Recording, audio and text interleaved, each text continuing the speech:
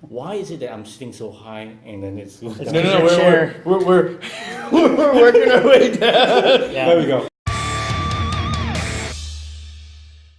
Welcome to another episode of Rice and Beans. Today we have a special guest. We are doing this at a location in downtown Raleigh. This is, can I say Red Hat? Yes, you sure can. Awesome. Yeah. So I'm at Red Hat, one of their facilities downtown. So we have a guest here, a very special guest. This is an experiment. We've never done this before. This is the first time we have 3 people in our conversation. All right. So it goes to rice, beans, and root vegetables. I was hoping you would work that in. Yeah. All right. So today's topic is about Shu Ha Ri. Shu Ha Ri. Right. So this is one of the topics that I think I've talked about it before in the past, and I brought it up before in our coaching sessions, and we do usually and say, well, what is Shu Ha Ri? A lot of people don't really know what it is. Mm-hmm. So let's just start with that. What is Shu Ha Ri? You want to take a stab at it? Well, yeah, I'm not going to go into the detail or the technical detail, but the concept is that there's crawl, walk, run. Okay. But or the beginner, the intermediate, and the master. Mm-hmm. It's kind of the distilled version of how to look at things. Mm-hmm. It's great for new teams to kind of explain it. When you get into the finer details, though, it starts to break down a little bit. Okay. But I think it's a good way to explain to some teams, like, you're not going to be great in the beginning. Right. You're going to get better, right, but don't expect it to happen rapidly. And then it takes a while to become a master. Right. So one of the things I've encountered is, talking to other coaches and Scrum Masters and say, hey, this notion of Shu Ha Ri. Mm-hmm. The first thing is like, I don't give a shit. How do I apply? What does it mean to me? How do we apply Shu Ha Ri? Right. Well, I know how I've used it, but I'm curious to see what your thoughts are. Well, I mean, if you're looking at the model of crawl, walk, run, and I'm going to start going into the finer details, but for me, it's almost like categorizing a team's maturity or progression in whatever practice they're doing, because it isn't narrowed down a specific practice. It could be anything that they're doing. So, Shu being basic, entry level, like, don't know anything about this, never done it before. And then Ha, progressing, getting comfortable with it, comfortable enough where I don't maybe have to look at the instruction manual that much anymore, or whatever process it is. And Ri is, I've become a master. I know this. In fact, I know it so well, I can even improvise. So how do we apply? Do we apply it? How does a team take that knowledge of Shu Ha Ri? Mm-hmm. Where do they apply it? I can feel that. So for me, it's a metaphor, right? And it really helps people to have something to grasp onto, that at the beginning you're going to be bad, right? And acknowledge that, because you're not going to be perfect right out the gate. And just giving people that metaphor to work with, it gives them something to focus on and not feel like they're just totally blowing it, right? But to me, that's where it ends. I stop using it after that, because it is a little bit overly reductive. I think the way, Charles, what you were getting at, it's, teams are always going to they're going to fall back periodically in various areas. Or they thought they were a master, but they're intermediates again. Right. Or they may even be messing up pretty badly and be crawling again. Right. So my fear with Shu Ha Ri, when people get fixated on it, like, we're intermediate, we're Ha's now. Yeah. It's like, no, it doesn't work that way. You're always trying to improve, and sometimes you might be taking a step back, and that's okay. Mm-hmm. So it's great as a metaphor to get people started. So one of the things that I, during one conversation was that people get fixated on where they are, right? Mm-hmm. Talk about it. How do they know? So every time when I introduce this, what's interesting is to watch, where do you think you are, right? And what I find is that the Shu always thinks they are Ri. Yeah. And the Ri always thinks they are Shu. That's because they're true masters. If they're true a master, they're like, no, I'm a beginner. Right. Yep. But it's sort of like t-shirt sizing versus using the full Fibonacci. Right.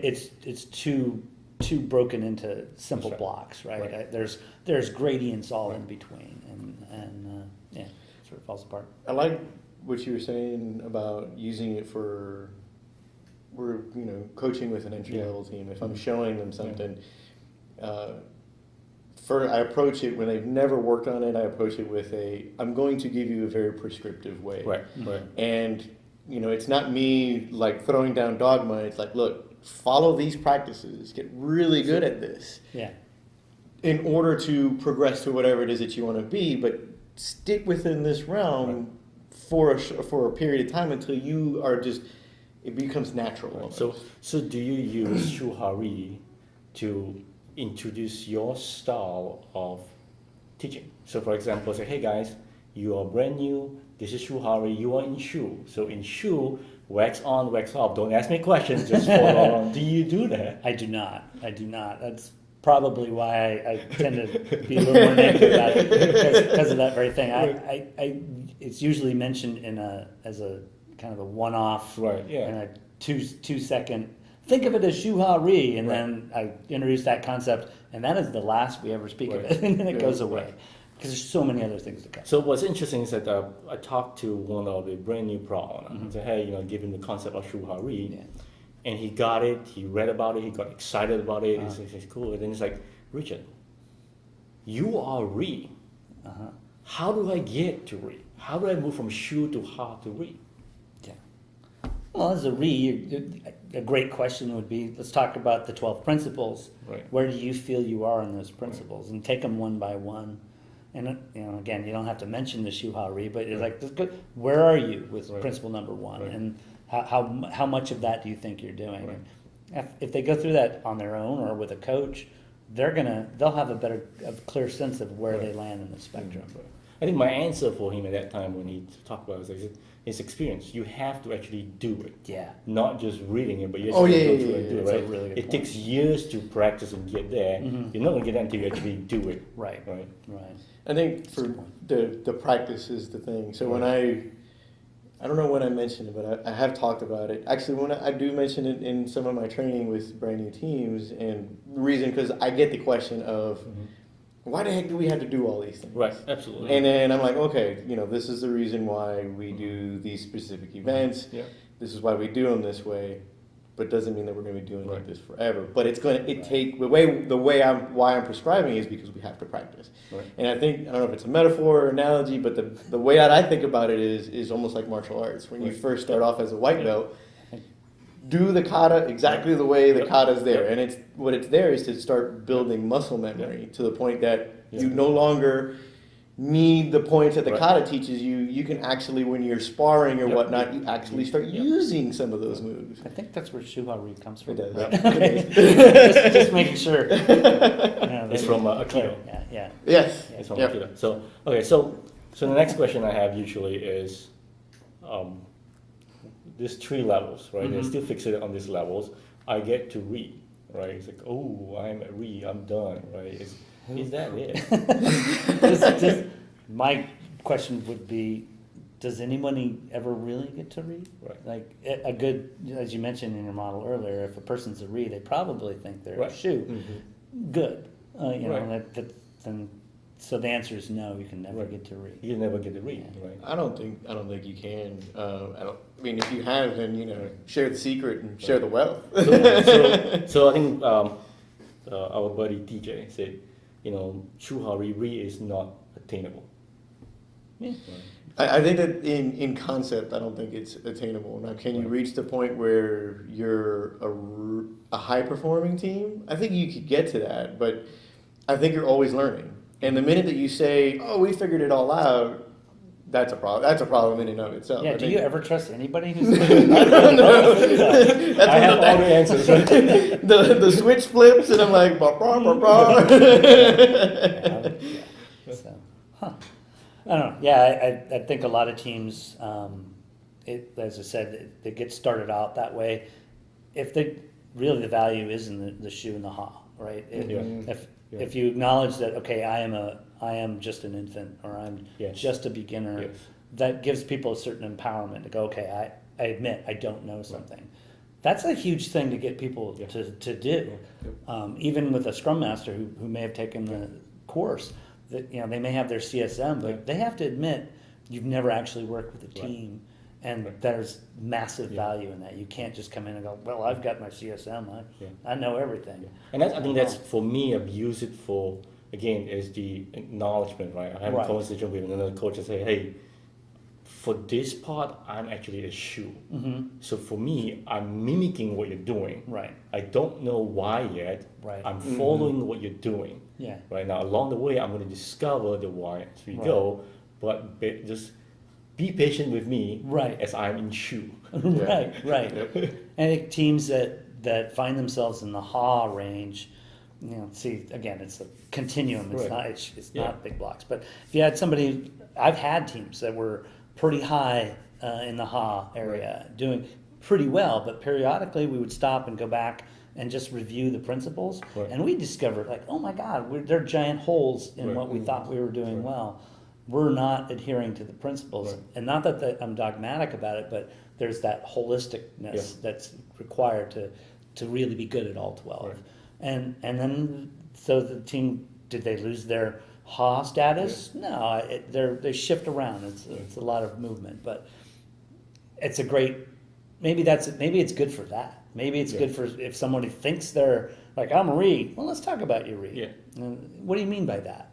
And coax it out of them, and they may discover that, okay, maybe I'm not a Ri. I think it's the acknowledgement of knowing where you are and being able to label yourself, like, like Alcohol Anonymous. Saying that I have a problem, right? First step. It's first step. So I think that's what it is. Now, but there are people out there that I'm surprised, right? I think when I talk about Shu Ha Ri, and I'm considered among these two experts here, I'm like the baby in this journey, right? Whatever. So when I talk about Shu Ha Ri, and oftentimes I find some coaches don't know what Shu Ha Ri is, right? And they poo-poo it away. Well, yeah. What's so sad is that all three of us, Ha, Ha, and Ha, we we're we're ha, we're laughing all the way. Yeah, I'm laughing.